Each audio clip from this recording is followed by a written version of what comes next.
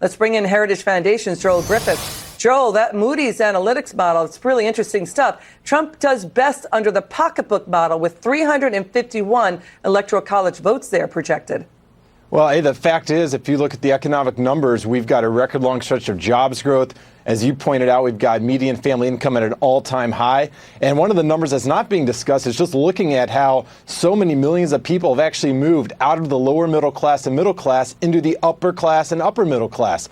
These are good numbers all around, and I think what we saw the last few days with the optimism rising for a trade deal with China, and we've seen the market now near an all-time high, if we can go ahead and get these trade battles behind us, I think we're in a great shape for an extension of this record-long economic boom. Yeah, and so the question is, why isn't CNN having a jobs and economic debate? Because we've got the fourth Democrat debate in just a couple of hours in Ohio tonight. They're going to talk about trade, healthcare, capitalism, the electability issue, all front and center. The voters historically walk into the voting booth and say, hey, candidate, what are you going to do for me?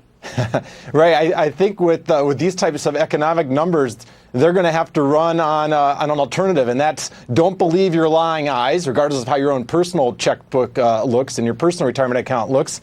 And I think the other is to run on a platform of greed and envy. And that's what we see with some of the most radical of these plans that are being promoted by Senator Sanders and Senator Warren. Here's the thing. I need your reaction to this, because Pete Buttigieg dropped an attack ad just hours before the debate, really bashing Sanders and Elizabeth Warren's single-payer government-run health care for, quote, infringing on Americans' freedom. Watch this. Bernie Sanders and Elizabeth Warren believe that we have to force ourselves into Medicare for all, where private insurance is abolished. There are 160 million Americans who get their insurance from their employer. So union workers are a little skeptical because they see that as a loss of a benefit that they fought hard to obtain in the workplace. He's trying to focus on choice, not infringing on people's freedom to make that decision voluntarily. But Pete Buttigieg does have a big government plan, too. But, here's the thing.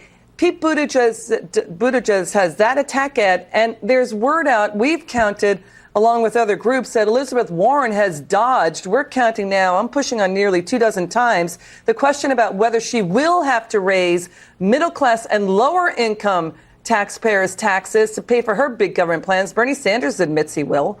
Yeah, there's two problems with these big government health care proposals. Number one, as you pointed out, there's just not money to pay for it. Even if you confiscate every dollar from those earning $200,000 more, even if you take all of corporate income, even if you levy the wealth tax, you do not come close to paying for that price tag for Medicare for all. You would have to have a European-style payroll tax or a national sales tax that would greatly increase the burden of the government on the middle class. But far more important is actually something that Mayor Pete pointed out. That is the loss of control. The vast majority of people that have private health insurance, they do not want to forfeit the control over their own healthcare destiny to the government that tries to effectively run Amtrak and the USPS. That's not something that most Americans are comfortable with, and rightly so. Okay, Joel Griffith, thanks for coming on. Great to see you. Come back soon.